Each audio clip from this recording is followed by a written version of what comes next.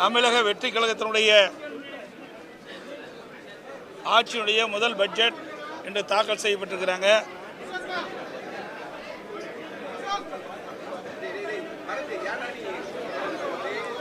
இந்த பட்ஜெட்டில் மக்களுடைய எதிர்பார்ப்புக்கு எதுவுமே பூர்த்தி செய்ய முடியவில்லை. இந்த அரசால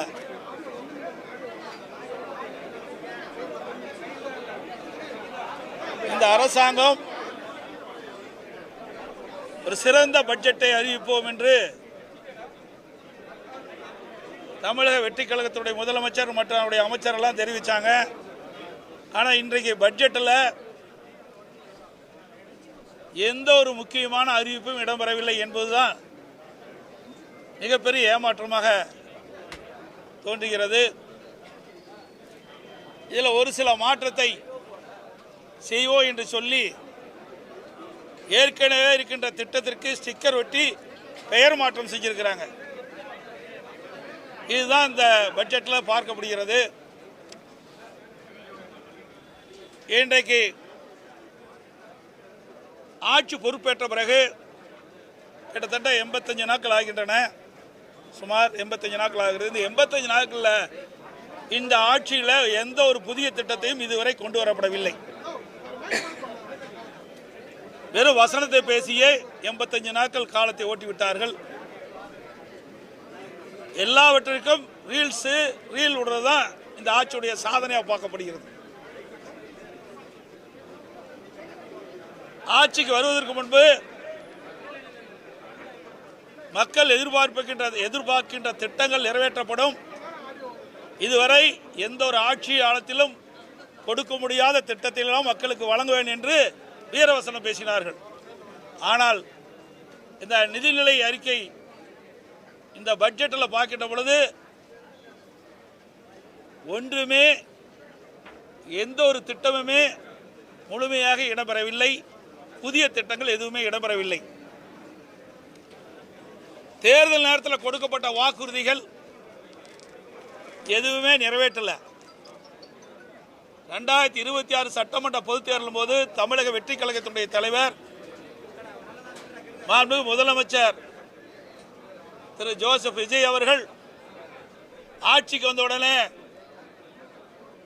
மகளிர் உரிமை தொகை 1000 ரூபாய் கொடுப்பதை 2500 ரூபாய் வழங்கப்படும் என்றும்,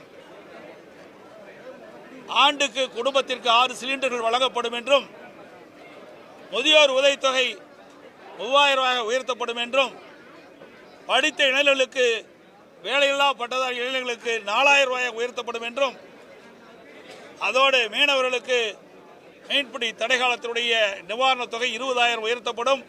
அதற்கு வழங்கப்படுகின்ற டீசல் மானியம் 3600 லிட்டராக உயர்த்தப்படும். இப்படி பல அறிவிப்புகளை வெளியிட்டாங்க. அதோட விவசாயிகள்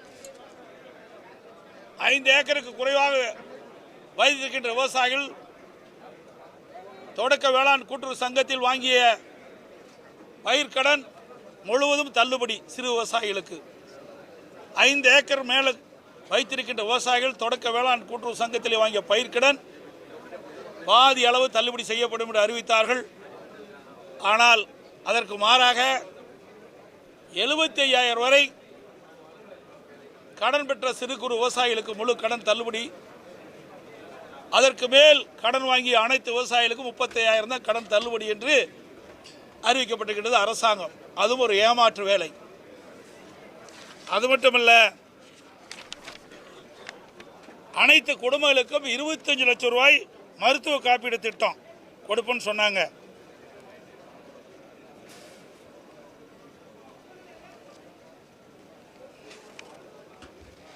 இப்படி பல திட்டங்கள், நிறைய திட்டங்கள் அறிவிச்சாங்க. ஆனால் அந்த திட்டங்கள் எதுவுமே இந்த பட்ஜெட்டில் இடம்பெறல. அதில் அறிவிக்கப்பட்ட கொடுக்கப்பட்ட வாக்குறுதி எதுவுமே பட்ஜெட்டில் தெரிவிக்கவில்லை. புதிய திட்டமும் எதுவும் அல்ல. எல்லாம் ஏற்கனவே இருக்கின்ற திட்டத்துக்கு பெயரை மாற்றி ஸ்டிக்கர் ஒட்டி அறிவித்து தான் இந்த நிதிநிலையில் இருக்க பார்க்கப்படுகிறது. இன்றைக்கு வருவாய் பற்றாக்குறை சுமார் 55,785 கோடின்னு சொல்லியிருக்கிறாங்க. அதோட நிதி பற்றாக்குறை கிட்டத்தட்ட திருத்திய மதிப்பீடு 1,21,819 கோடி சொல்லியிருக்கிறாங்க. இதையெல்லாம் எப்படி சரி செய்ய போறாங்க? நிதி பற்றாக்குறை வேற இருக்குது, அதோட வருவாய் பற்றாக்குறை இருக்குது. இதையெல்லாம் சரி செய்வதற்கு இந்த அரசாங்கம் என்ன நடவடிக்கை எடுக்கப்படுகின்ற ஒரு திருத்தத்தை ஒரு விளக்கத்தை கொடுக்கல. அதற்காக ஒரு குழு அமைக்கிறேன்னு சொன்னாங்க. ஏற்கனவே இருந்த திராவிட முன்னேற்ற கழக அரசு நிதியை ஆதாரத்தை பெருக்குவதற்கும் நிதி மேலாண்மை சரி செய்வதற்கும் கடனை எல்லாம் குறைப்பதற்கும் ஒரு நிபுணர் குழு அமைக்கணும்னு திராவிட முன்னேற்ற கழக ஆட்சியில் அறிவிச்சாங்க. நிபுணர் குழு அமைச்சாங்க, நிபுணர்களையும் போட்டாங்க. பிறகு 5 ஆண்டில் 5 லட்சம் கோடி கடன் வாங்கினாங்க. அதே மாதிரி இந்த அரசாங்கமும் அந்த பெயரை மாற்றி, என்ன பெயர், அதுக்கு ஒரு பெயரை வைத்து, நான் அது பேச பேச குறித்தேன், நாளைக்கு முழு விளக்கத்தையும் நான் சொல்கிறேன். அதுக்கு ஒரு பெயர் சூட்டினாங்க, அது உங்களுக்கு நீங்கள் கேட்டிருப்பீங்க. அந்த அதில் 5 பேர் கொண்ட உறுப்பினர் போட்டு அவர்கள் இந்த நிதி நீரையை சரி செய்யும்னு சொல்கிறாங்க. எப்படி சரி செய்ய முடியும்?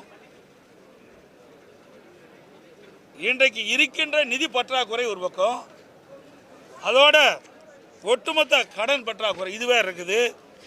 இந்த ஒட்டுமொத்த கடன் நீங்கள் பார்த்தீங்களா, திருத்திய மதிப்பீடுபடி 10,98,768 கோடி கடன் இருக்குது இன்றைய சூழ்நிலையில்.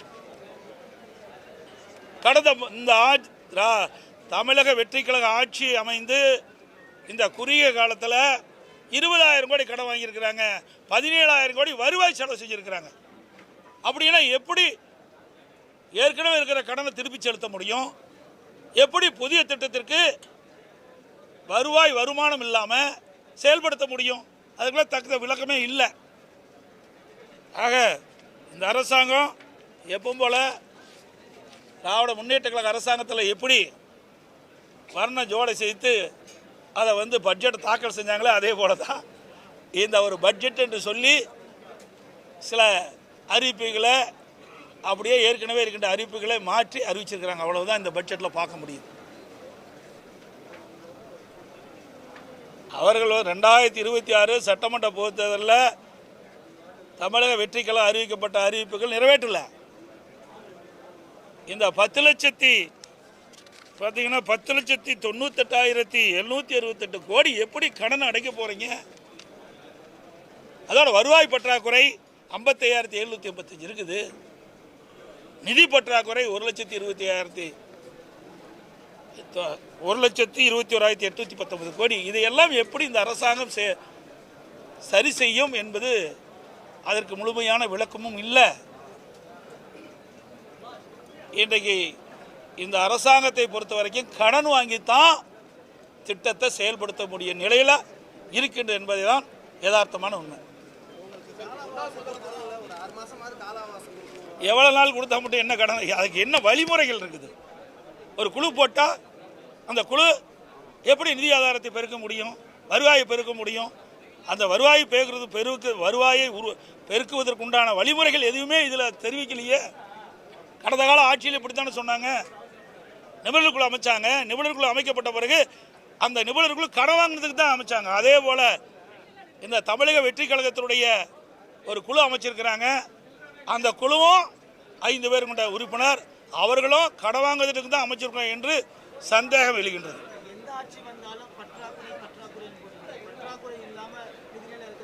இருக்க வேணும், பற்றாக்குறை இருக்க வேணும். அளவுக்கு மீறி போனால் என்ன செய்ய முடியும்? அளவுக்கு மீறினால் அமிர்தம் விஷமாகும் சொல்றாங்கல்ல, அதுபோல் அளவுக்கு மீறி கடன் பெற்றால் மாநில அரசுடைய நிலைமை என்னாகும்? நாளுக்கு நாள் கடனுடைய அதிகரித்துட்டே போகுது.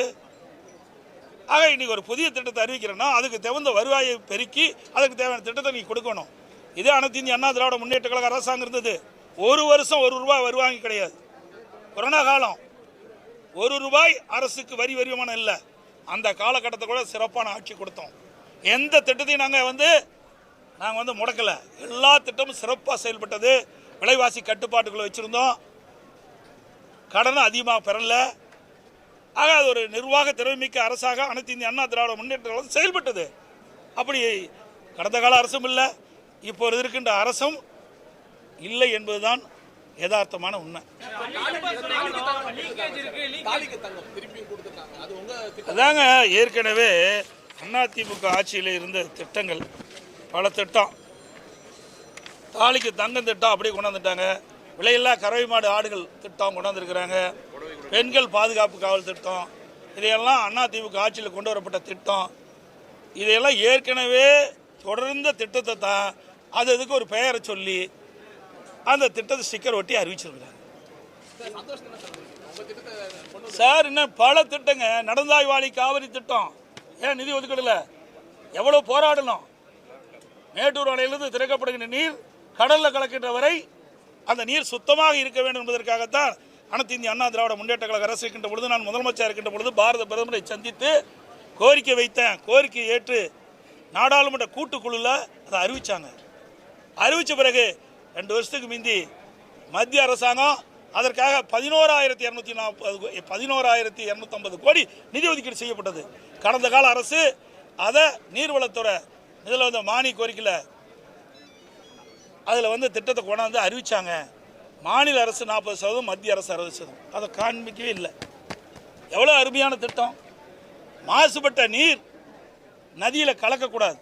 மேட்டூர் அணை திறக்கப்படுகின்ற நீர் 2 கரை ஓரமாக இருக்கின்ற நகரத்திலிருந்து வெளியேறுகின்ற அசுத்த நீர் சுத்தப்படுத்தி ஆற்றில் விழுவது.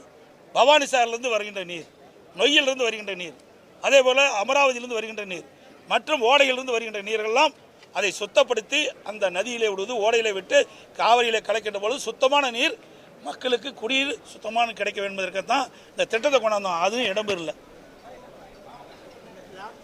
நிறைய லீக்கேஜ் இருக்கு அப்படின்னு சொல்றாங்க. கடந்த ஆட்சியும் சரி உங்க ஆட்சியும் சரி நிறைய செயல்படுத்துறதுல தவறான எஸ்டிமேஷன் கொடுத்துருக்காங்க.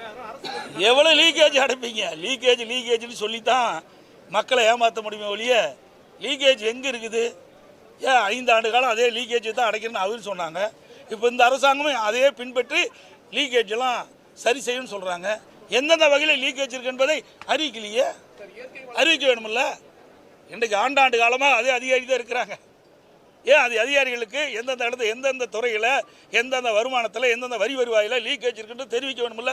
அப்போ லீக்கேஜ் இருந்ததால் எவ்வளோ லீக்கேஜ் இருக்குது, அதுக்கு எவ்வளோ வருவாய் வரும், அதுக்கு எப்படி திட்டத்தில் திட்டம்னு செயல்பட முடியும்? ஒன்றுமே சொல்லாத அவர் பாட்டு அறிவிச்சிட்டு போயிட்டாங்க.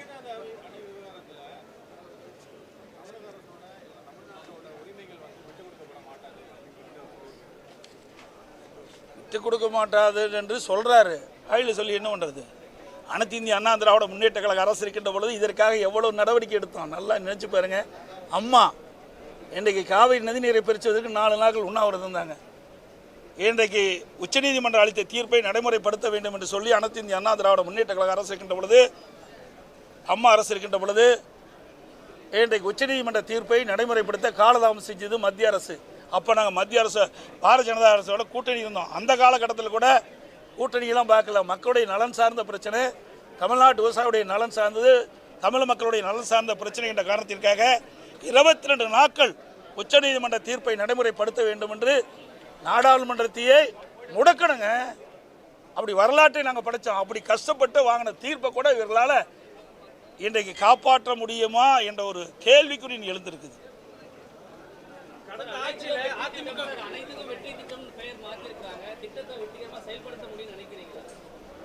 வெற்றின்னு சொல்லிட்டு இருக்கிறாங்க. ஏதோ ஒரு கால சூழ்நிலையில் வெற்றி பெற்றுட்டாங்க, அதையே அவர் நினைச்சிட்டு இருக்கிறாங்க. இன்றைக்கு இந்த பட்ஜெட் மூலமாக மக்கள் உணர்வார்கள். இந்த பட்ஜெட்டில் வெளியே வந்திருக்குல்ல, இதனால் மக்களுக்கு என்ன நன்மை கிடைச்சிருக்கு மக்கள் சிந்திப்பார்கள். சிந்தித்த பிறகு அடுத்த தேர்தலில் உரிய முடிவு எடுப்பார்கள்.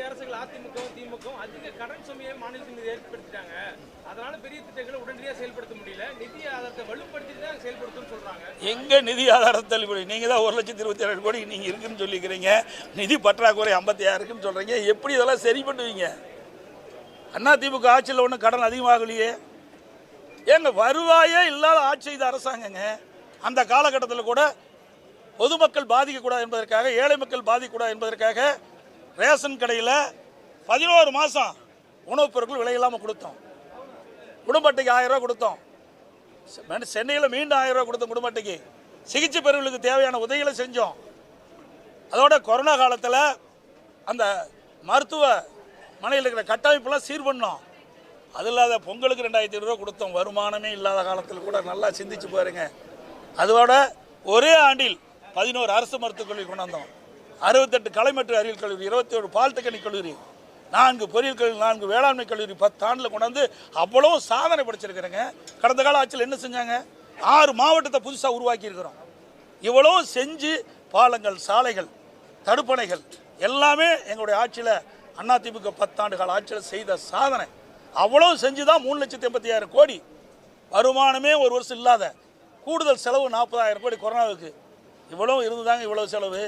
திமுக ஆட்சியில் என்ன இருந்தது? ஒன்றுமே வரலையே. இடையில புயல் வேற, கஜா புயல் வேற, வறட்சி வேற. இவ்வளவும் நாங்கள் வறட்சி நிவாரணம் கொடுத்தோம். இந்திய அளவில் ஒரு மாநிலத்தில் வறட்சிக்கு நிவாரணம் கொடுத்த ஒரே மாநிலம் அதிமுக அரசு. விவசாயிகளுக்கு 2 முறை கடன் தள்ளுபடி செஞ்சு கொடுத்தோம். 2 முறை கிட்டத்தட்ட சுமார் 18,000 கோடி விவசாயிகளுடைய கடன் தள்ளுபடி செய்த அரசாங்கம். இந்த அரசாங்கம் என்ன கொடுக்கப்பட்ட வாக்குறுதி நிறைவேற்றலையே. தமிழக வெற்றி கழகம் விவசாயிகள் கொடுக்கப்பட்ட வாக்குறுதி நிறைவேற்றலையே. தேர்தல் நேரத்தில் ஆட்சிக்கு வந்த உடனே விவசாயிகள் வாங்கிய பயிர்க்கடன் தள்ளுபடி செய்யலையே முழுசும். அதுக்கு மாறாகத்தானே வெளியிட்டு இருக்கிறாங்க.